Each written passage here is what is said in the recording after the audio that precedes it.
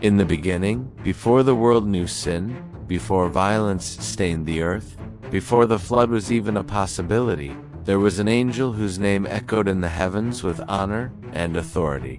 Azazel, not a demon, not a creature of the shadows, but a being of light, created directly by the will of God.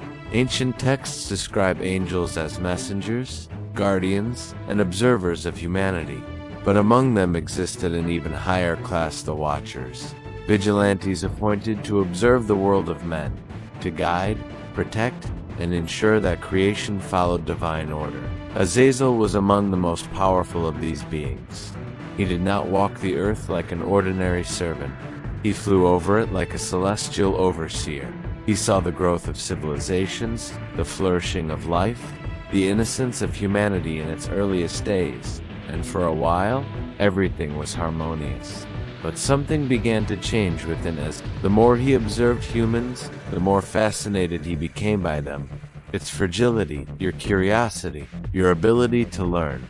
Ancient texts suggest that Azazel came to believe that men were being kept in ignorance, that God had withheld from them knowledge that could elevate them to something greater. At first, this thought seemed almost compassionate. Why not help them? Why not accelerate your evolution? Why not make them stronger? But what began as curiosity turned into something far more dangerous: pride. Azazel came to see himself not only as a servant of God, but as someone capable of improving creation. And that was the first step towards the downfall. In heaven, obedience is not just a virtue, it's the law. Questioning the divine order is not philosophy, it's rebellion. And Azazel began to question. The apocryphal books, especially the Book of Enoch, suggest that Azazel became a kind of leader among the Watchers, a mentor, an influence, one who planted ideas that should never have existed. He spoke of freedom, your choice, of hidden knowledge, and slowly, other angels began to hear him. Semieza, Arachiel, Kakabiel, Barakio, names that would later be associated with the collective downfall of the Watchers. But Azazel was different. While some merely wished to experience the human world, Azazel had a plan. He wanted to change the very structure of humanity. The heavens watched in silence. God was watching, but there was still no intervention. Perhaps because the transgression was still in its early stages. Perhaps because mercy was still being offered. But Azazel did not stop. He came down to earth with intentions that no angel should carry. And there, among men, she began to spread secrets that should never be revealed. Secrets capable of transforming civilizations. Secrets capable of starting a war. Secrets capable of corrupting the human soul. The canonical Bible only hints at these events, but the ancient texts make it clear. Azazel did not fall because of a single sin. He fell for changing the world. And when the heavens finally understood the extent of what he had done, it was too late. Humanity had been changed forever. Violence had been born. Corruption had spread. And the Watchers were no longer observers, they were participants in the destruction. It was at that moment that God stopped merely observing. The trial was about to begin. But what Azazel did next was far worse. When Azazel touched the earth's surface, something invisible changed. Ancient texts describe this moment not as a simple descent, but as a spiritual rupture, as if a sacred boundary had been crossed. Until then, human knowledge was limited by design. Humanity learned slowly, growing under divine protection. But Azazel brought something completely different. He brought what the heavens had hidden. According to the Book of Enoch, Azazel began by teaching men how to work metals, not simple tools, more weapons, sharp swords, deadly spears, war shields. Before that, violence existed, but on a small scale. After Azazel, she became systematic. War has begun. Men have learned to kill efficiently.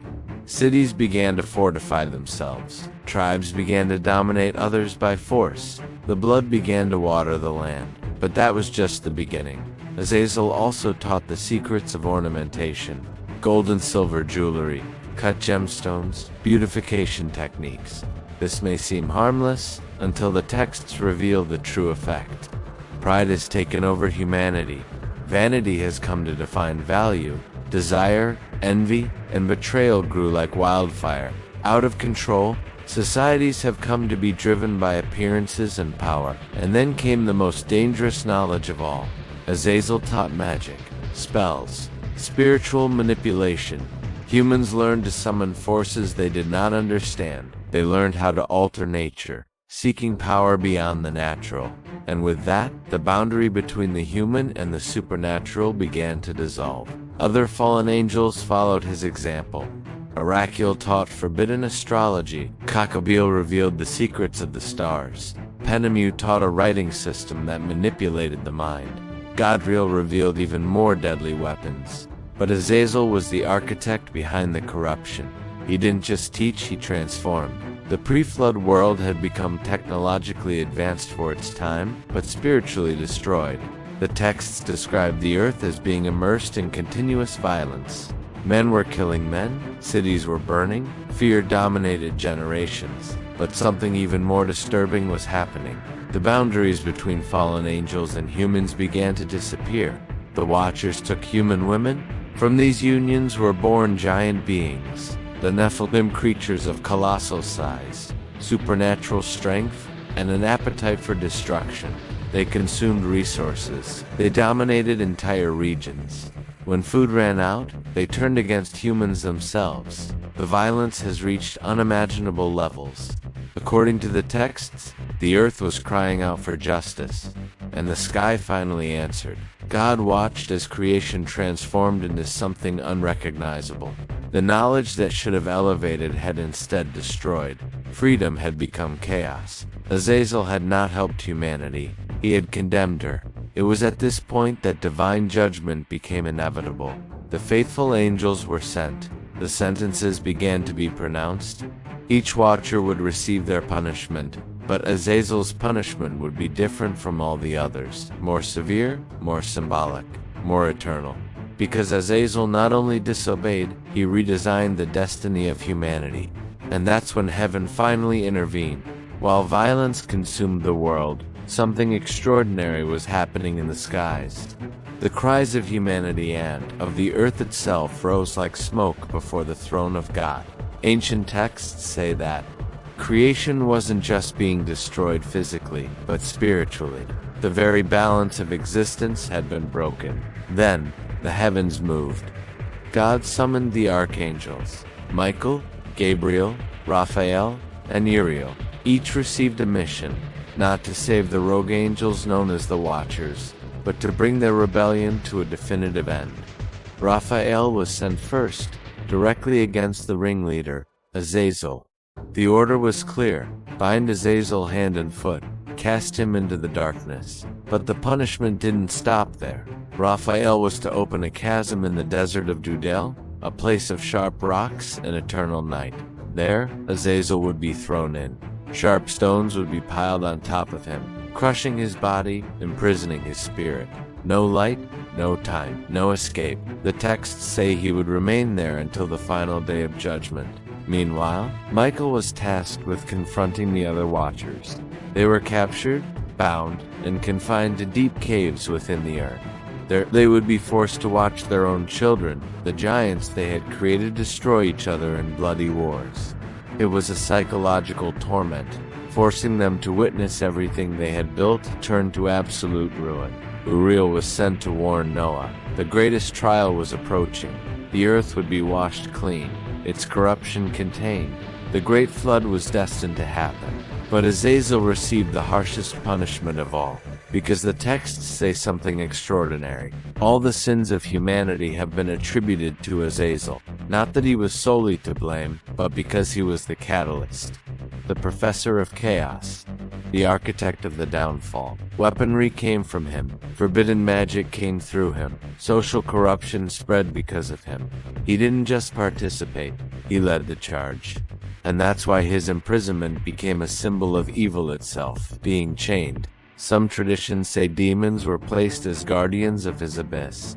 Others claim the very weight of the earth keeps it sealed, but they all agree on one thing: Azazel was not destroyed. He was contained, preserved for a final judgment. While the flood covered the world and wiped out that ancient civilization, Azazel remained alive in the depths, conscious, waiting. The giants were dead. The cities disappeared. The watchers were trapped. But the leader of the corruption continued to exist, and this raises a disturbing question. If Azazel wasn't eliminated, if he was merely imprisoned, what happens when his sentence is over? The ancient texts suggest his final destiny has not yet come to pass, that his release is tied to the final days of humanity. His influence didn't end with the flood, it merely changed form. Some scholars believe the demons mentioned later in scriptures are the disembodied spirits of the dead giants. Others believe Azazel remains an active, invisible force behind human corruption, a silent strategist of chaos. The canonical Bible doesn't go into these details, but the ancient texts whisper that this spiritual war never ended. It simply entered a new phase. And Azazel's punishment, that wasn't the end of his story. It was the beginning of something much, much bigger. The world was washed over by the waters. Mountains have disappeared. Ancient cities were erased. The civilization of giants has become a legend. For humanity, it seemed like the end of a dark era. But for the spiritual world, it was just a transition. Ancient texts are clear about something disturbing. The flood destroyed bodies, not forces. The Nephilim died physically, but their essences found no rest. According to the Book of Enoch, the spirits of the giants became something new, something invisible, something hungry. They began to roam the earth as incorporeal entities, seeking to influence, oppress, and corrupt humans. That's where the first demons were born. Beings without bodies, but full of hatred, trapped between heaven and earth. And many writings suggest that Azazel became their leader from afar. Even while imprisoned, his influence remained active, like a king in exile still commanding wars. Now corruption was no longer solely fueled by physical weapons. She infiltrated the mind. In my desire, the silent violence, humans began to repeat old patterns. Wars have broken out again. Sacrifices reappeared. Blood rituals began to spread across various ancient cultures from Mesopotamia to Egypt, from Canaan to the early civilizations of Europe. And in many of these rituals, the name of Azazel appeared. In the Hebrew desert, a goat was sent to die carrying the sins of the people, the scapegoat. And to whom was he sent? For Azazel, not as a metaphor, but as a real entity in the spiritual desert, a being that symbolically received the blame and corruption of humanity. It was as if the ancient peoples knew. The evil had not disappeared, it just changed shape. Other traditions speak of entities that taught witchcraft, spirit summoning, and manipulation of reality. Exactly the knowledge that Azazel had brought before the flood. The pattern repeated itself. Whenever humanity made technological advances, violence grew along with it. Whenever knowledge increased, corruption followed him, as if an invisible intelligence were pushing civilization in the same direction as its ancient downfall.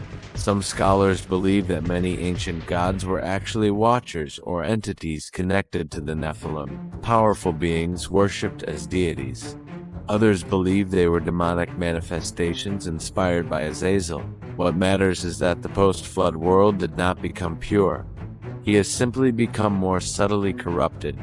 Now evil didn't need giants, he needed minds.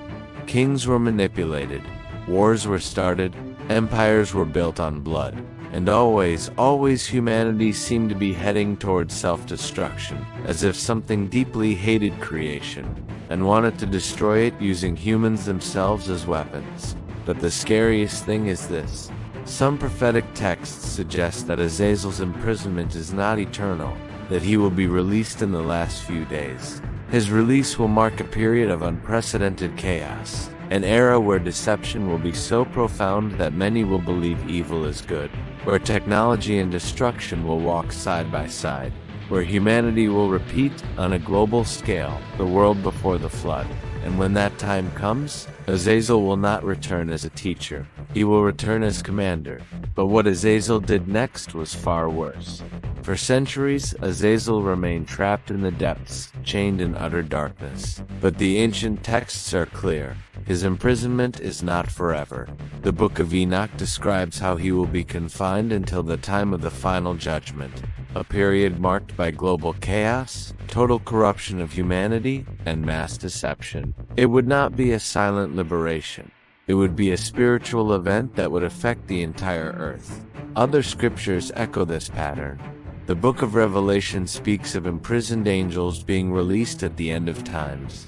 Ancient, powerful beings, filled with hatred for creation, and when they are released, the world collapses morally, spiritually, and socially. Wars on an unprecedented scale. Widespread deception.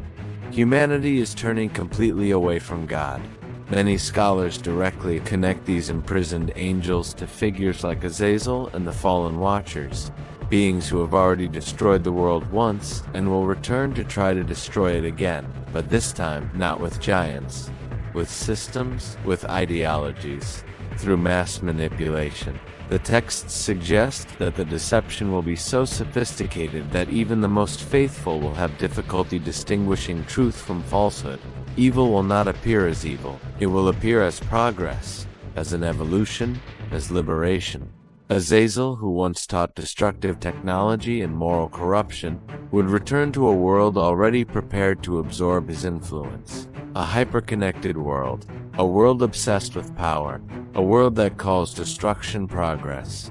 Some theologians believe that the explosive growth of violence, wars, moral degradation, and mass psychological manipulation are signs of this process already underway, as if the spiritual currents were weakening, as if the world were being slowly prepared for something old to return. Jesus himself said, "As it was in the days of Noah, so it will be at the coming of the Son of Man." And what were Noah's days like? Total corruption, ongoing violence, humanity dominated by forces that led it to destruction. This is exactly the pattern we see repeating itself on a global scale today. Technology is advancing faster than ethics. Concentrated power, constant wars, manipulation of the truth, extreme division between people. Everything echoes the world before the flood, as if history were entering its final cycle. But what's most terrifying is the role Azazel would have played during this period. The texts indicate that he will not return merely to corrupt individuals. It will influence entire systems, governments, economies, global beliefs. He will be the unseen architect of a world that believes it is evolving while it is heading straight for spiritual collapse. And when humanity is completely convinced that it no longer needs God, it is at this moment that the final judgment takes place. Not surprisingly, but as an inevitable consequence. The world will not be destroyed by Azazel. He will be destroyed for having followed the path he always taught. Pride, self-sufficiency, violence, but the texts also make it clear. Your liberation will be because then will come the final judgment, where Azazel will not only be imprisoned again, but destroyed forever. The leader of corruption, the first great corrupter of humanity, finally removed. But before that, it will cause the greatest period of deception in human history. When Azazel is finally freed, the ancient texts make it clear. This will not be the beginning of the reign of evil, it will be the beginning of its end. The period of chaos that will follow will be short, intense, and global. The Book of Enoch describes how, after corruption reaches its peak, God will command the archangels to intervene definitively. Miguel and Gabriel, Raphael and Uriah. Those who previously captured the Watchers will fall upon them again, but this time not to imprison them, to judge. Raphael, the angel who chained Azazel in the desert, is described as the one who will carry out his final sentence. There will be no more caves, there will be no more chains. This time, the punishment will be eternal. The texts speak of a fire that will not go out, a spiritual abyss where consciousness remains, but power is removed forever. Azazel, who taught humanity to kill, dominate, and become corrupt, will face the same fate he prepared for the world. And the giants, already destroyed in the flood, but their spirits, according to Enoch, became the demons that still torment humanity today. Bodiless beings, wandering the earth, seeking influence, violence, and destruction. which means something scary. The spiritual war has never ended. It just changed shape. The flood destroyed the bodies, but the conflict continued invisibly. And when Azazel returns briefly, these spirits will align with him one last time. This will be the height of deception, but it's also the point of no return. The Book of Revelation describes that, after this period, Christ returns in glory, not as a humble master, but as a judge. The fallen angels will be reunited, none will escape, not even the Watchers, not even corrupt spirits, not Azazel. Everyone will face public judgment regarding their creation. The books will be opened. Every act of corruption, every death, every lie taught to humanity, nothing will remain hidden. The leader of humanity's downfall will be exposed before everyone, and then cast into the lake of eternal fire, a symbol of ultimate destruction, with no return. The ultimate victory will not be solely over Azazel, but above all, what did he represent? Violence, pride, rebellion, corruption of knowledge? The world will finally be restored without demonic influence, without spiritual deception. No war. Without decay, a new sky, a new earth, where evil no longer exists, not even as a possibility. And here is the most powerful part of the whole story. Azazel believed that by teaching humanity to become gods, he would destroy creation, but not the end. It was God who restored humanity to something even greater. Book, temple, eternal. The corrupter became the loser, and creation, that which he hated, was glorified. But the texts leave a clear warning for us today. The spirit of Azazel is still at work. Every time power is placed above morality, every time progress ignores ethics, every time humanity believes it doesn't need God, we are reliving the days before the flood. The story is not just ancient, she is a mirror, and the question that remains is, we are walking towards redemption, or will it lead to the same kind of collapse that nearly destroyed the world the first time? But the punishment had only just begun. Ancient texts leave behind a disturbing detail, even in prison. Azazel has never ceased to influence humanity. The Book of Enoch suggests that his imprisonment was physical, but his knowledge had already been released into the world. And once certain ideas are planted, they continue to grow for generations. Azazel no longer needed to walk among men. His legacy did the work for him. Weapons, war strategies, psychological manipulation, technologies for dominance. Corruption did not disappear after the flood. She simply became more sophisticated. Throughout history, entire civilizations have advanced in military and technological power, but always accompanied by moral decay. Empires arose, and they fell into violence, pride, and self-destruction.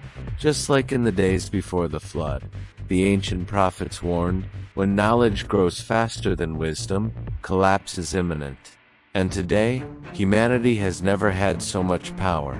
He was never able to destroy entire cities with a single command. He never controlled information on a global scale. He has never played so much with genetic life, artificial creation, and the manipulation of nature. The same type of forbidden knowledge, but now on a planetary scale. The spirit of Azazel manifests whenever humanity believes it can become its own god, without limits, no consequences. Without a higher moral compass, and biblical texts indicate that this specific pattern always precedes major judgments. Before the flood, before the fall of Sodom, before the destruction of Jerusalem, and according to the prophecies, before the end of times, Jesus said, as it was in the days of Noah, so it will be at the coming of the Son of Man. Widespread violence, global corruption, advanced knowledge without spiritual reverence, the world repeating the same cycle, which means something scary. We are not experiencing anything new. We are reviving an old pattern, a technologically advanced world, more spiritually collapsed. And in all these cycles, the same name appears in the hidden texts. Azazel, not as a visible figure, but as an architect of silent chaos. The corrupter of generations, the unseen mastermind behind humanity's downfall. If that's true, so Azazel's greatest plan wasn't to create giants. It was about creating a civilization that is heading towards its own destruction while believing it is evolving. But prophecies say that this godless advance will reach a critical point, a moment when evil will be openly revealed once again. And that's when Azazel will cease to be just an influence, to become a presence again. Ancient texts don't only talk about the fall of Azazel. They speak of a time when that which was imprisoned would be set free again. In the Book of Enoch, the angels who corrupted the earth were sealed away until the day of the great judgment. This phrase appears repeatedly, until the day, not forever. This indicates that the imprisonment had a temporary purpose, a containment measure, not a final destruction. The ancient Jews believed that certain rebellious spirits would be released in the last days to test humanity one last time, not like hidden masters, but as overt forces of chaos. The Book of Revelation itself describes entities being released from deep abysses, spiritual prisons, places where non-human beings were kept away from the world. And when those seals are broken, the world changes instantly. The sky darkens, social order collapses. Humanity is panicking. Interestingly, the term used for these prisons is the same concept described in the Book of Enoch for the place where Azazel was cast, a rocky abyss in the desert, absolute darkness. Spiritual currents, heavenly guards are watching. The Bible doesn't directly mention Azazel in this context, but the parallels are frighteningly accurate. Early Christians believed that some of the fallen angels were still in prison, awaiting a specific moment in the divine plan. Pedro wrote, God did not spare the angels when they sinned, but cast them into the abyss, reserving them for judgment, i.e. they are still there waiting. But why release them afterwards? According to ancient texts, this final period would serve to fully reveal evil.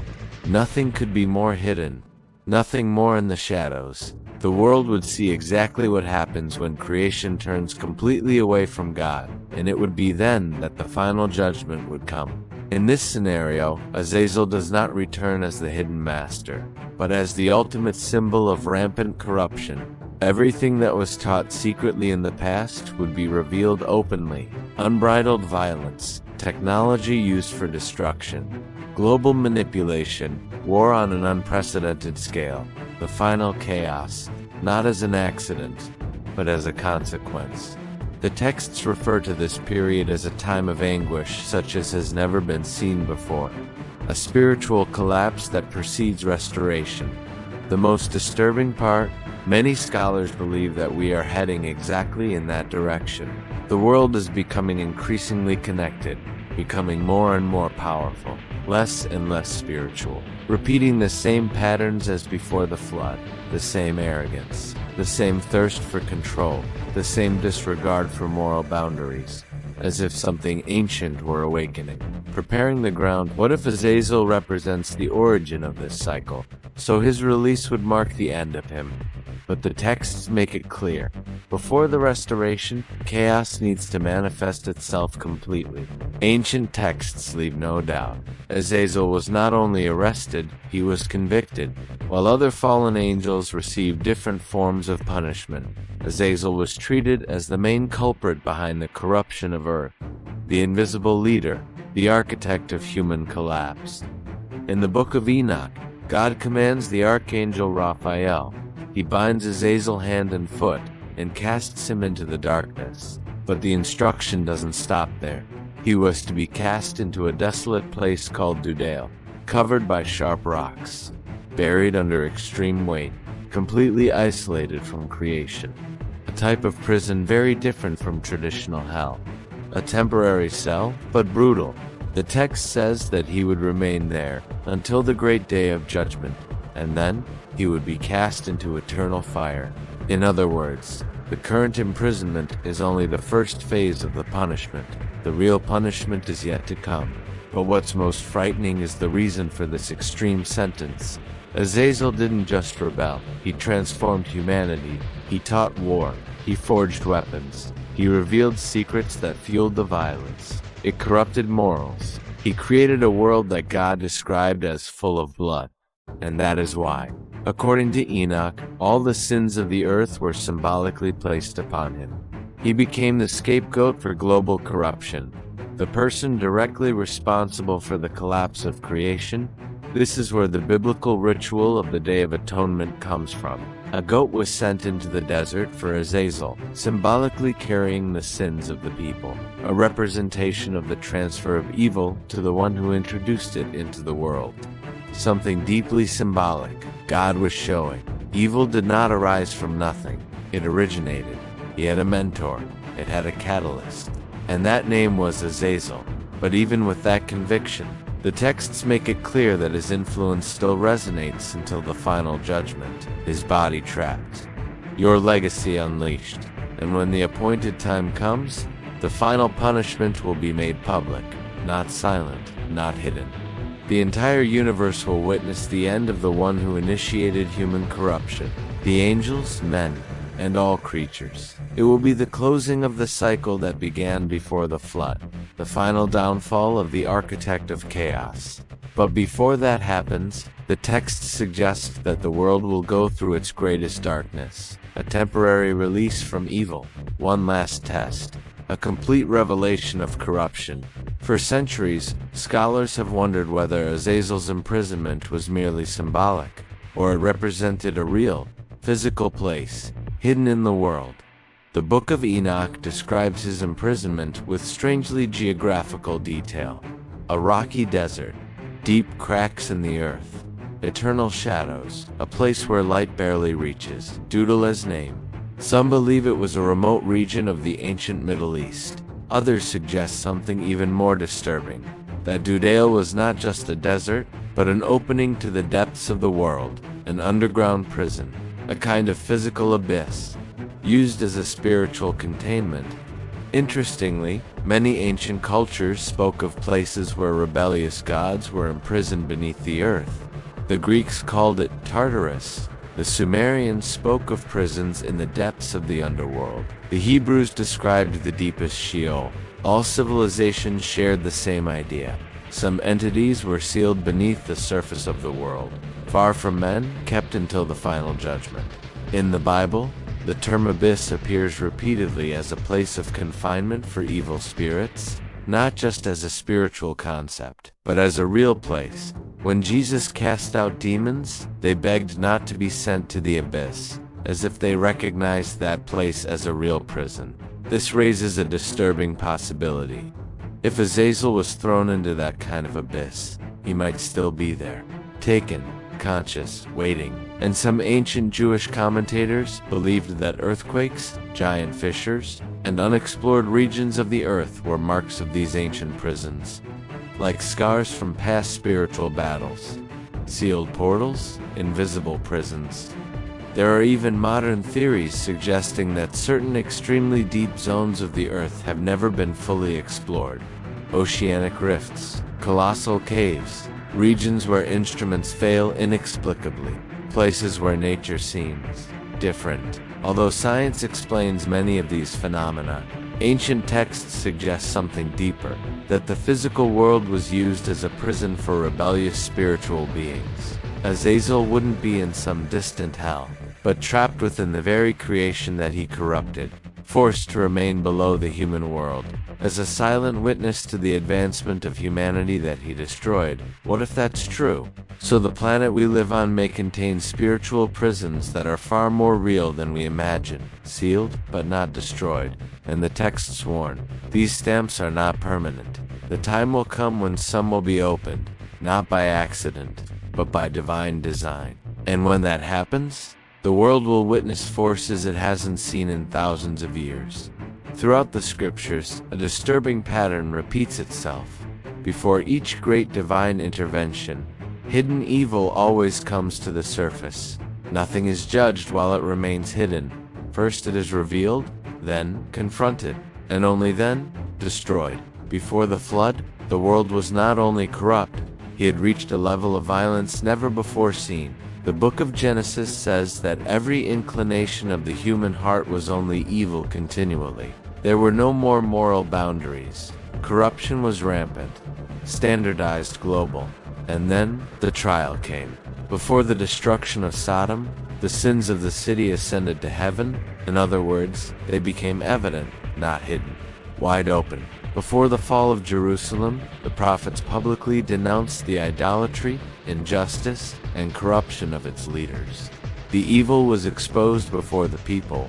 Only then did the nation collapse. The same pattern appears in Revelation. Before the final judgment, hidden forces emerge. Misconceptions are spreading globally. Evil ceases to operate in the shadows. It begins to openly govern political, economic, and cultural systems. Nothing is secret anymore. Everything is revealed. This suggests something profound. God allows evil to fully manifest itself before bringing it to an end, not to strengthen it, but to demonstrate its consequences, so that all creation may clearly see what happens when the world turns completely away from the light. And it is at this moment that figures like Azazel cease to be merely invisible influences. They become living symbols of the corruption that has been revealed. Architects of chaos finally exposed. Ancient texts indicate that the liberation of imprisoned entities coincides with this period of complete revelation. It's as if spiritual seals are removed when humanity reaches levels similar to the days before the flood. Widespread violence, extreme pride, technology without moral limits, disdain for God, exactly as Jesus described, like in the days of Noah. This means that the return of old patterns is no coincidence. It's a sign, a warning. The revelation of evil always precedes judgment. What if the current world is looking more and more like the old one? So we are entering the same phase of the cycle. The moment when what was trapped begins to move. What was hidden is beginning to be revealed. What was silenced begins to act openly. But the Bible makes it clear, this revelation is not the end. It's the prelude, the final chapter before the restoration. Humanity's ultimate test. The story of Azazel was never written solely to scare us. It was recorded as a warning, a mirror, a reminder that the downfall of humanity did not begin with war. It started with choices, small concessions, limitless curiosity, a desire for power, the pursuit of knowledge without spiritual responsibility. Azazel didn't destroy the world alone. He only offered shortcuts, and humanity accepted it. Before the flood, people believed they were evolving, under construction, moving forward, dominating the earth. But they were, in fact, heading towards collapse. The same pattern is repeating itself today. Technology is growing, power is concentrated, morality becomes relative, boundaries disappear, and many call this progress. Ancient texts show us something unsettling. Not all progress is advancement. Sometimes, it's a disguised fall. Azazel represents the moment when creation decided it no longer needed God to define good and evil, and whenever that choice is made, the destruction continues. But the Bible also shows something hopeful. In every trial cycle, there have always been those who chose differently. Noah chose obedience when the world chose corruption. The prophets chose truth when society chose decadence. Redemption has always been available, even during the darkest times. Azazel's story doesn't end with punishment alone. It ends with an opportunity. The opportunity to learn from the past, to break the cycle, to avoid repeating the mistakes that led the world to destruction. The real conflict was never between angels and men. It was a matter of pride and humility, between power and obedience, between light and darkness. And this choice continues to happen every day. The texts make it clear. Before the final judgment, the world will live as it did in the days of Noah. But that doesn't mean everyone has to fall together. This means that each person will have to decide which side of history they will be on, repeat the cycle, or break up with him. And perhaps that's why these old stories still resonate today, not to entertain us, but to awaken us. If the past was recorded as a warning, so the future can still be chosen, and as long as there is breath, there's still time to choose the light.